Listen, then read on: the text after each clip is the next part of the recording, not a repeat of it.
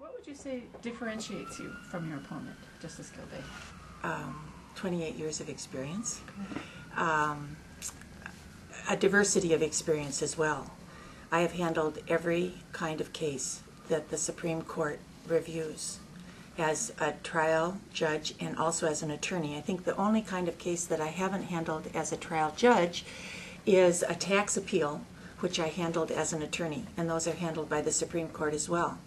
One of my major concerns and reasons that I filed was that there is no justice on the Supreme Court right now that has significant trial court experience. Justice Gildea has less than 4 months. I think she was appointed September 30th, took office sometime in October. By December 16th, she was on her way to the Supreme Court.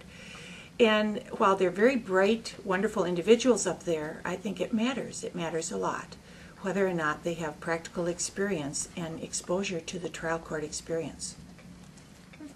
So what would you say are some of your past accomplishments that make you the better candidate to sit on the Supreme Court?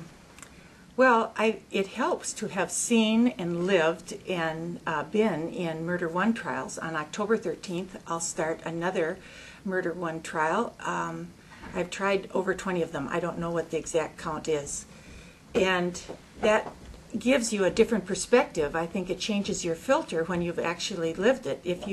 Would you want a doctor that had read about colon cancer but never operated before? Is that the person that you would pick as your surgeon? I wouldn't. And so we think it's important that there be some balance up there with respect to that experience. So I have a great diversity of experience. I helped start the Domestic Abuse Task Force, which now has grown into a localized one-stop for victims of domestic abuse, where they can get restraining orders and learn what the process is about, be put in touch with advocates and supported. We used to lose over half of the complainants. Saturday night they're beaten up. Sunday morning they want the abuser back because they're a wage earner. And we needed to provide information and support for those people to stop that chain of violence. Really mattered to the children that were observing it as well.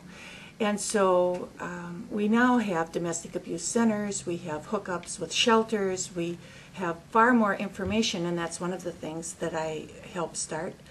In 1994, I started a program called Adopt a Defendant.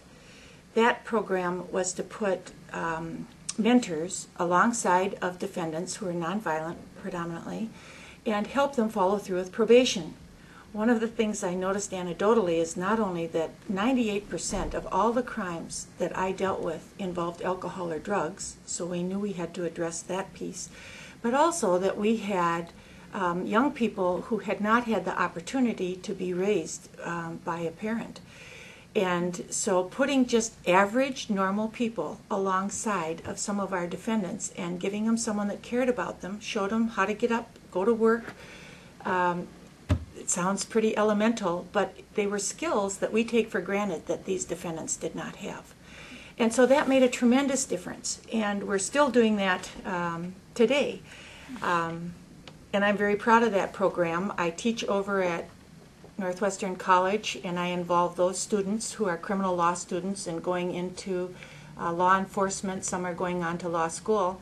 We use those as our first guinea pigs to come alongside these people. And other women's groups that I belong to, I said, you know, you're going to be my first test cases to see if this works. It does work, and it changes lives.